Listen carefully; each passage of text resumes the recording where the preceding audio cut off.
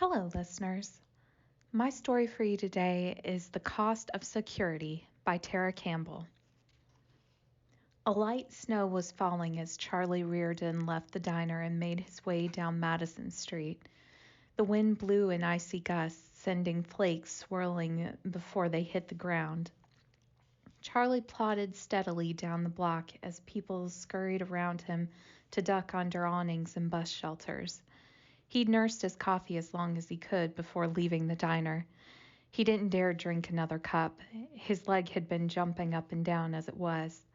It was dinner time, so he should have ordered something to eat, but he couldn't have actually choked anything down, which would have looked even more suspicious than not ordering anything at all. A blast of wind caught him full in the face as he rounded the corner onto Fremont. He turned up his collar and leaned into the wind, stuffing his hands into his pockets until the squall passed. Looking at his watch, he calculated how slowly he had to walk to give Harry's guy enough time to do the job. The job. He'd left the house that morning, knowing today was the day. He would never see his wife Alice alive again. As long as he'd planned for this day, he still wasn't ready for it. He'd gone through the whole week in a fog, knowing it was coming. In 6 days, in 5 days, in 4 days. He slowed down at the door of the next bar. No, gotta get home. Gotta go through with the plan. Snowflakes wheeled around Charlie as he trudged toward the subway. He wasn't missing the irony of the situation. Suddenly, the one thing he'd wanted for years, to go home to a life without Alice, was the last thing he wanted to face right now. Except she would be there. He was supposed to find her body in the bedroom, the result of a robbery gone tragically awry. Over the past 20 years, his hatred of Alice had bubbled from a simmer to a roiling boil. Time had not been kind to her. Her sultry, smoky voice had turned harsh and raspy. Her ripe, ample figure had sagged. But he could handle all that. It was the laugh that got to him. It had once tinkled with optimism and pride. Pride in him. But over the years, well, things can go wrong. A man makes mistakes. The restaurant, the jazz bar, and the hotel in the Poconos, his businesses hadn't taken off. But you learn from mistakes, right? Though all she learned to do was laugh. And now every time he had an idea, a new way to spread his wings and be his own boss, that disdainful laugh of hers needled into his ears and drew blood. A man couldn't grow with a woman like that hanging from his neck. Sealing the deal with Harry Munson had been an unreal moment of elation. He could almost touch it. He could feel that freedom.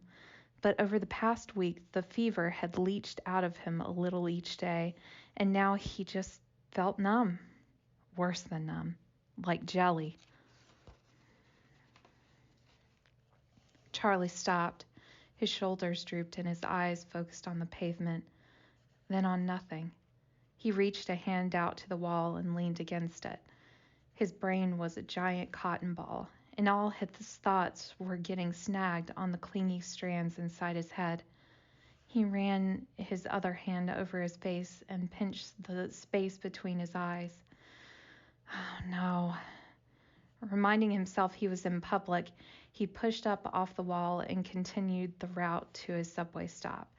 There was nothing to do but go home. Harry Munson had originally come to bid on the security contract for the house.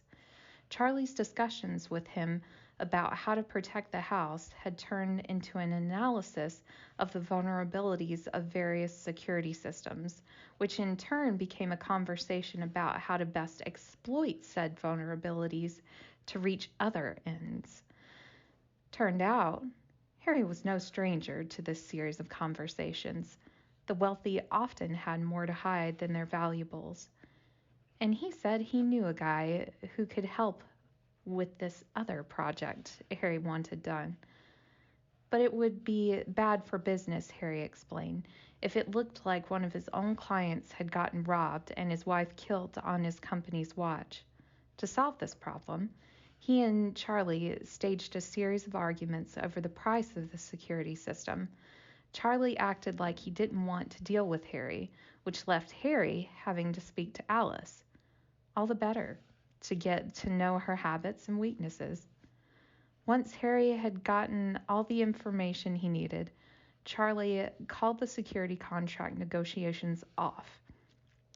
And at that point, the other contract had begun. Charlie sat in the subway, trying to keep his leg from bobbing up and down.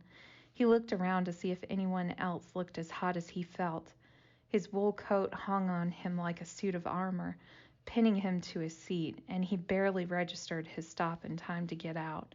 Driving home from the parking garage, he fought the urge to turn around and go the other way. But where would he go anyhow? It was snowing harder out here than in the city. It was dark now, but the roads were still relatively clear. Charlie gripped the wheel as the wiper blades batted thickening flakes. Slow and careful, he told himself. Now was not the time to slip up. It's the only way, he kept reminding himself. This was the only way he could see to get out without losing everything. He'd put up with Alice for 20 years, although it hadn't always been bad. Their passion-filled honeymoon in the Poconos, there was a reason he'd wanted to go back.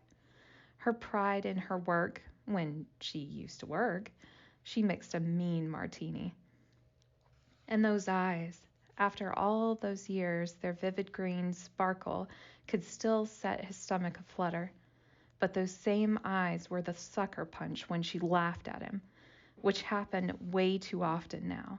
She and her father, that elitist jerk who never thought Charlie was good enough for his daughter, old goat. Despite whatever business failures he'd had, Charlie had worked hard to make sure he could give Alice whatever she wanted. And she wanted. And wanted. It was never ending. Well, the one thing he wasn't going to give her was a divorce. He wasn't about to just hand over everything he'd worked for, and she'd never agree to let him keep the house, a gift from her father. But both their names were on it, husband and wife.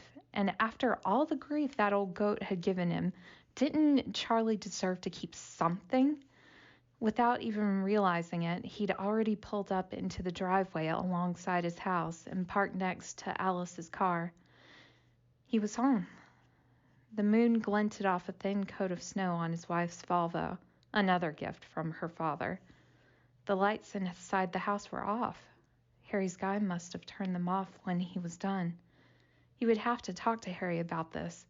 Would a robber-turned-killer really go around the house and turn off all the lights while fleeing the scene of a crime? Didn't that look suspicious? Charlie's anxiety spiked as he stepped out of the car. Did the guy even come at all? Maybe it didn't happen. Maybe she just went to bed early. Maybe she's still alive. He felt a flicker of relief at that thought. Then he saw that the side door was slightly ajar. A line of footprints from the front door to the backyard dimpled the moonlit snow. Harry's guy had been there. He thought one more time through the scenarios they'd discussed. One option had been to immediately call the police. Another was to go to the neighbors and ask if they'd seen Alice. But they'd settled on his rushing in to save her because it would give him time to discover the body and make sure she was really dead before getting the police involved. After all, it wouldn't do for the victim to make a miraculous recovery and live to identify the killer. Once that happened, the whole plot would unravel. Charlie entered the darkened house. He left the lights off and crossed through the living room to the back hallway. Their bedroom loomed at the end of the hall. The door was cracked open. He pushed his hand against it and walked inside. He heard a rustle of sheets. "Alice? Honey, you're home," she said, switching on the bedside lamp. As Charlie blinked against the sudden light, a man in dark clothing and a ski mask stepped out from the corner of the room. "Sorry, baby," murmured the man. He slapped Alice in the face, and she fell back onto the bed. The man pulled out a large knife and lunged at Charlie. Charlie's face contorted in shock and pain as the blade twisted in his gut. The man stepped back and let Charlie fall to the floor. Alice dragged herself out of the bed, her breathing ragged. She watched in silence as Charlie writhed and wheezed. After a few minutes, he stopped moving, and she stooped down to check his pulse, because they all knew what would happen if the victim were to make a miraculous recovery. "Go on, Harry," she said. "Get out of here." The man in black wiped the knife off on his pants and slipped it back into its sheath. He stepped toward her. "Later," she commanded, raising a hand to stop him. He glanced down at Charlie, then rushed out of the room. Alice gave Harry a minute to run, his footsteps shushing through the snow, fading, fading. Every step he put between the two of them brought them one step closer to the jackpot.